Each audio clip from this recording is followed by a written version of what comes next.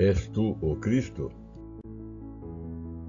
Os homens que estavam detendo Jesus começaram a zombar dele e a bater nele.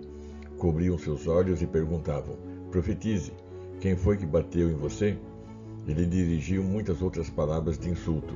Ao amanhecer, reuniu-se o sinédrio, tanto os chefes dos sacerdotes quanto os mestres da lei, e Jesus foi levado perante eles. Se você é o Cristo, diga-nos, disseram eles. Jesus respondeu: Se eu vos disser, não crereis em mim. Lucas 22, versículos 63 a 67. Após a última ceia, Jesus e os 11 discípulos foram ao jardim do Getsêmani para orar. Judas não estava mais com eles. Seja por cansaço ou outra questão, os discípulos dormiram mais do que oraram e Jesus sozinho viveu aquela agonia do pré-sofrimento, já que ele sabia tudo o que estava por acontecer. Foi no Getsêmani que Jesus disse aquela frase clássica: Pai, se possível, passa de mim esse cálice. Mas não era possível. Jesus precisava cumprir com sua missão e teria que concluí-la na cruz do Calvário. Logo depois, no jardim, apareceu Judas e alguns sacerdotes e os guardas do templo.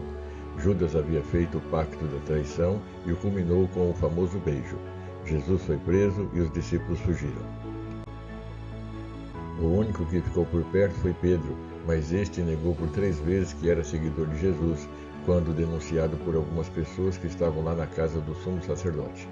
Foi nesse momento também que o galo cantou após a 3ª negação de Pedro. Diz o texto que ele se retirou e chorou amargamente. Jesus passou por um primeiro período de castigos físicos. Pela manhã foi feita a audiência e julgamento religioso. Jesus foi interrogado pelos sacerdotes e acusado formalmente de blasfêmia por se declarar o Filho de Deus, mesmo que de fato quem o disse foram seus acusadores. Jesus apenas não negou. Mas quero chamar a atenção para a nossa meditação de hoje, a pergunta feita pelos sacerdotes: És tu o Cristo? Apesar de pessoas de todas as épocas esperarem um determinado tipo de Salvador, nesta ou naquela religião, nesta ou naquela filosofia de vida, em muitos casos, quando essas pessoas estão diante de Jesus ou da pregação de Jesus como o Salvador de todo pecador que nele crê, elas recuam e não acreditam em Jesus. Muitas pessoas querem um Salvador, mas recusam aceitar Jesus como o Salvador. Não é interessante isso? Os sacerdotes questionaram Jesus e qual foi sua resposta? Se eu vos disser, não crereis em mim. Jesus estava dizendo que mesmo que ele confessasse ser o Cristo, ser o Messias, ser o enviado de Deus ou mesmo ser o Filho de Deus, eles não iriam acreditar. Esta dúvida e posterior rejeição de Jesus continuou acontecendo em todas as épocas e lugares e acontece nos nossos dias.